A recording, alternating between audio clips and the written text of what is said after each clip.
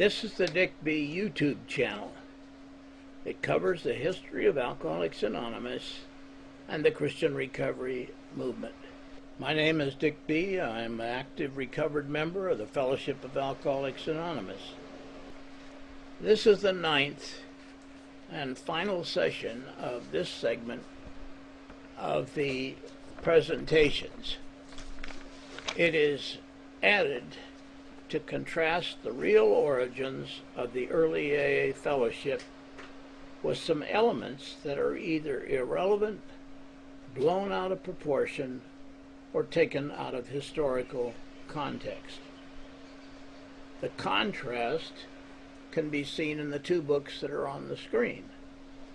One concerns the early AA program, founded in 1935 and producing cures, and the book is entitled When Early AAs Were Cured and Why.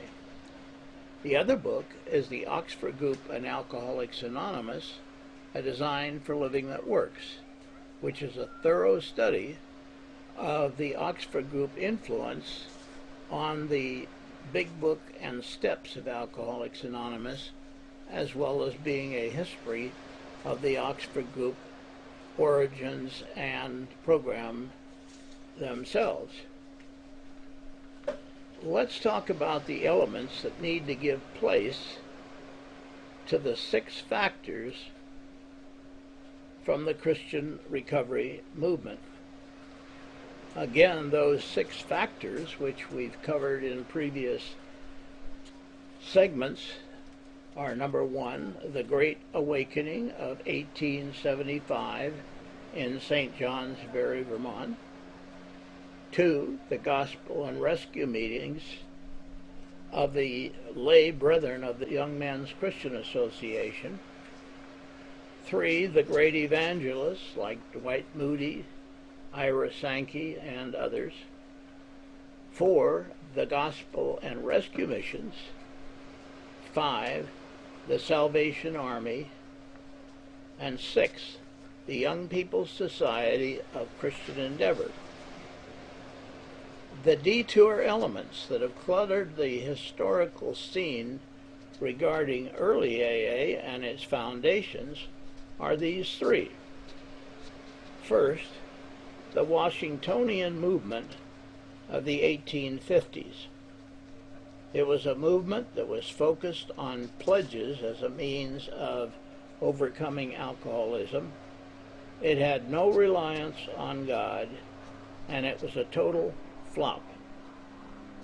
B, the Emmanuel Movement, focused around the 1920s, which had Christian overtones, but was focused on psychological treatment methods.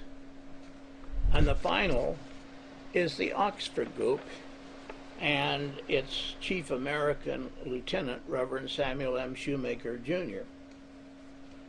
First, there is little doubt that the Oxford Group ideas, particularly as enunciated by Reverend Sam Shoemaker, provided 10, if not all, of the Big Book's 12-step ideas published in 1939. Secondly, there is little doubt that both Bob and Bill were associated with the Oxford Group, and Bill in particular with Reverend Sam Shoemaker.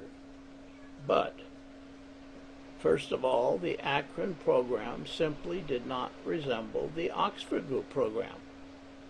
In New York, Bill got his ideas about the Oxford Group in 1934 and 35, and his involvement in 36, but he left the Oxford Group in 1937, 2 years before he published the Big Book.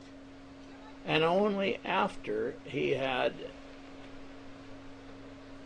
returned to New York to work with Reverend Sam Shoemaker to reconstitute the recovery program into 12 life-changing ideas, which you find in the AA Big Book in all 4 editions.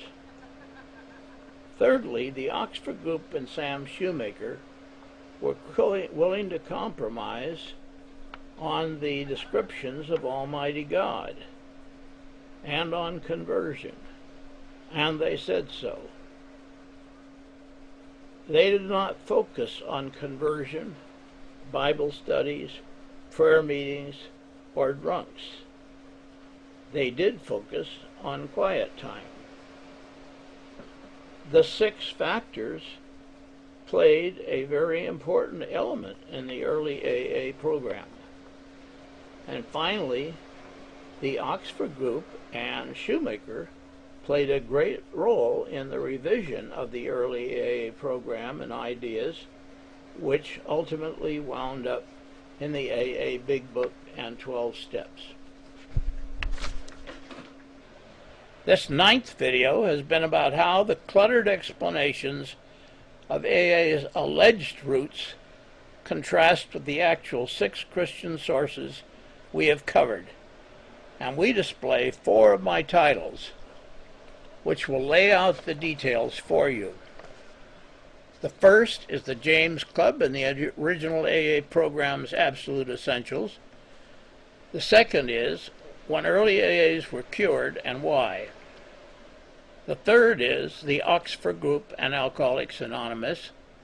And the fourth is New Light on Alcoholism, God, Sam Shoemaker, and AA. Our next video will cover the plight of the alcoholic or addict entering recovery today.